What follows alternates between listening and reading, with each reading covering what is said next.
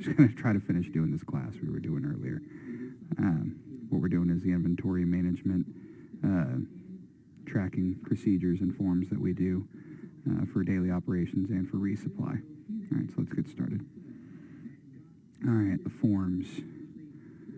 We've got the L1, L2, L3, L4, 5, and 6. We'll cover what all those forms are. Starting with the L1, which is basically a purchase order. We use that for requisitioning supplies. This is not a form that, you know, anyone other than really Laura is going to ever use. So we can just skip right past this one.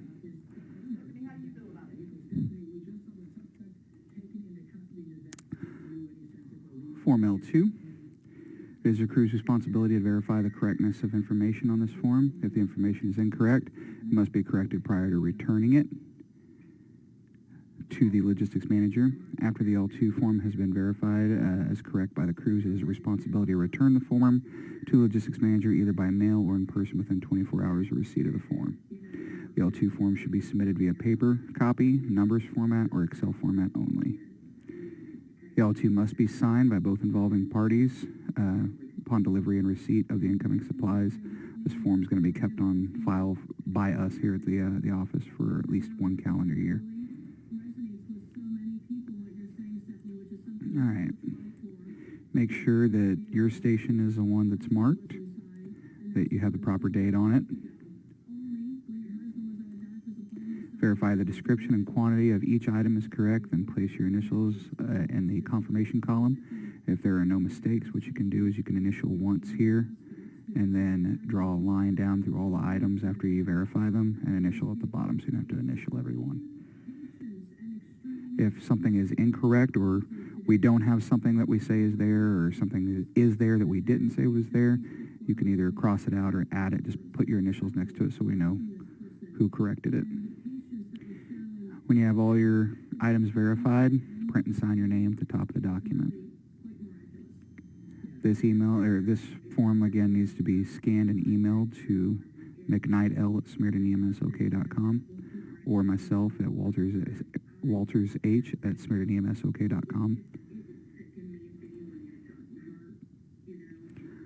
All right, here we have the L3. The L3 is basically a guide for what is kept where and how much of in each thing that has an L3, which would be the truck, the monitor, the Thomas pack, the airway bag, and the stockroom. The stockroom has its own L3.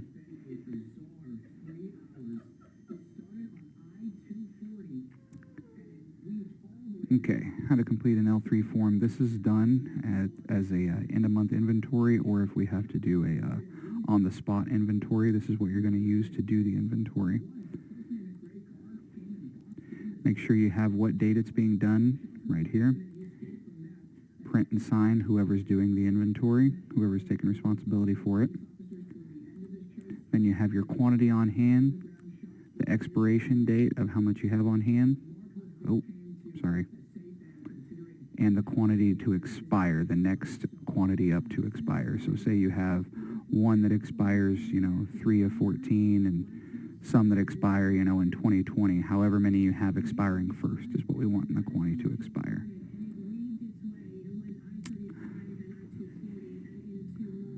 All right, here we have the L4. The L4 form is used to document the expendable supplies used on each call. It will serve as a requisition form for the supplies needed to restock the ambulance after each call. This form is to be used by either crew member on an EMS unit. It is the responsibility of both medics on the unit to make sure that this process is completed fully and correctly after each call and at the end of every shift. The form is to be submitted to the base operations manager or the pre-designated employee at the end of each operational shift via either paper copy, numbers format on the iPad, or Excel format only. I'll go over how to complete it. It's pretty simple. You want your today's date, your shift, and your shift is going to be, say if you work a 48-hour shift, it's going to be 08 on, today's November 10th to 0800 of November 12th. Or if it's a 12-hour shift, kind of self-explanatory. What's your paramedic and EMT's last name? For our folks up in Pennsylvania who are BLS only, we will just put both medics' names there. You can put it in the paramedic spot. It doesn't matter who. All right, here we have the time, the run number, what you used, and how much. We want to separate these up by run number, and I'll get to why we need to do that here in a little bit.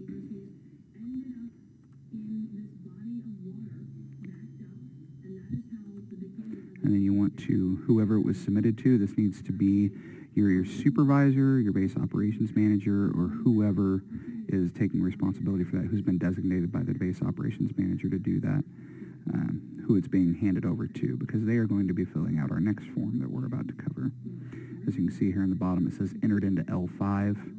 That is done by whoever it is submitted to. In the L5 is a form that is used to tally up the amount of supplies used by all the trucks in an operation. And it's done on a daily basis, every 24-hour period. Or in a 48-hour shifts case, it'll be done every shift.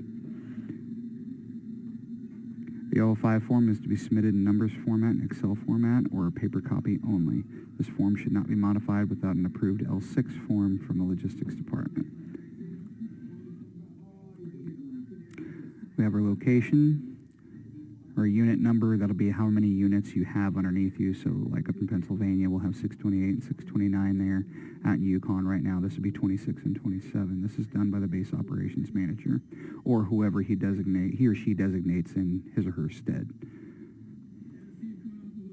Date submitted, operational period and time. For instance, for out on Tinker Air Force Base, this will be for a 2-day period in time. But in Yukon and Pennsylvania and everywhere else, it'll be a 24-hour period in time. Their name and signature. If no supplies were used, we'll put their initials in box number 8.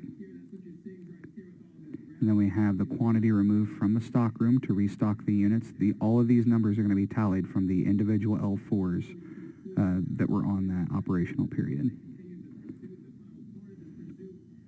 How to report multi-pack supply and fixed assets on the L4 and L5. Fixed asset reporting. Items that are purchased for long-term use and are not likely to be replaced quickly. Examples of fixed asset would include, but not limited to, phones, computers, monitors, mobilization devices, ambulances, thermometers, cots, Thomas Pack, ventilator, IV pumps, etc.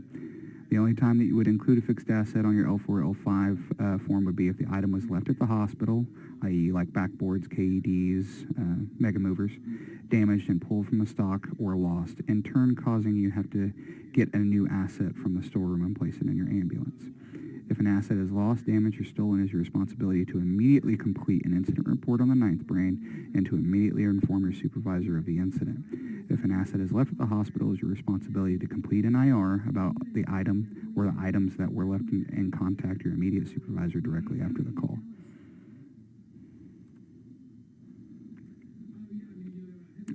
Multi-pack expendable supplies. This would be glucometer strips, electrodes, aspirin, gloves, etc., things that come in a box of a high quantity that we use. When reporting usage of multi-pack style supplies, employees are to report each individual item used on the L4 form. When reporting the usage on the L5 form, the employee completing the form should report the total of all the individual items used. It is important to report when a new bottle or pack of multi-expendable supply is pulled from the storeroom shelf. A special notation should be placed on the L5 form when this occurs. So if you use half a bottle of glucometer strips, you would document that. But if you had to pull another, bottle of glucometer strips from the storeroom, then you document that a bottle was pulled from the storeroom.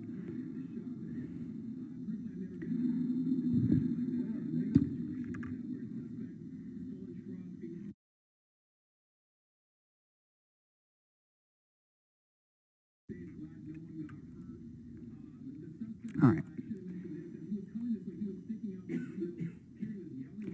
Form L6 is used to request inventory changes such as an increase and decrease in supply, changing locations of supplies on the unit, kit, or storeroom, suggesting new equipment, requesting different brands or styles of equipment. Anything that you think might be changed to make your life more convenient or you need more or less of on the truck because you get tired of counting so many of them when you barely ever use them, you put this request in here, and it will get sent to us, and those supply items are to be moved from their designated location or par level, changed on any unit, storeroom, or kit supply item without submitting and receiving an approved L6 form from the logistics manager only. L6 form can be submitted electronically or in paper form. They should be submitted to the base manager or directly to the logistics manager. This is a pretty explanatory form, but we'll go through it. Name, station manager, date and time, the type of request that you're asking for, more or less, different place, new item. The reason why, I don't like it, it's a piece of crap equipment, we've got too many on the truck, we don't have enough on the truck, so on and so forth. Employee signature. All right, sorry, I did not mean to go that quick.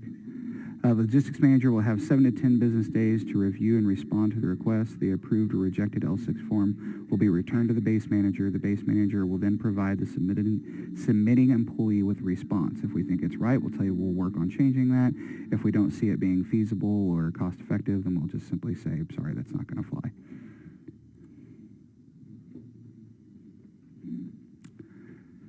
Okay, things you should know about fire department requests for supplies. Pennsylvania, you guys can disregard this for now. We're still working on this, but everyone else, this does apply to you. This means you're only allowed to give the responding fire department or crews replacements of supplies for supplies that they have successfully used on a current patient or call. If they attempted 19 IVs, but they only got one, they get one set of IV equipment. How do you handle the situation? Politely and professionally inform the fire crew that as per established Samaritan EMS and fire department's rules and regulations, you are not allowed to provide them supplies that were not used on a patient from a previous call, nor are you allowed to resupply them when they were running low on supplies on their unit. If they were not able to be restocked by the crew from a previous call earlier that day, they will need to go by the Samaritan EMS station to pick up those supplies directly from the stockroom. If they have any questions about this, please advise them to contact the base operations manager and logistics manager. Now, on that matter, if they do call us and they tell us, a specific reason why they need something from us, if it's something we can afford, we might approve it and we will call you directly, but otherwise, do not give them this stuff. What supplies are you allowed to provide the fire department during this call? 4 electrodes, one adult nasal capno, or adult nasal capno and a single O2 tubing, 1,000 ml bag of saline, 20 gauge IV needle, saline lock, IV start kit, and 10 drop set. Things you're not allowed to give. Under no circumstance at any time, for no reason, are we allowed to give narcotics. That should go without saying, but we're going to say it anyway. Whole boxes of gloves, nitro spray, bottle of aspirin, big IOs for easy IOs. We do not exchange big IOs for easy IOs. Or glucometer strips. These are all things that they need to supply themselves. And a lot of these things we can't just give a whole bottle for because they used 1 or 2 of them.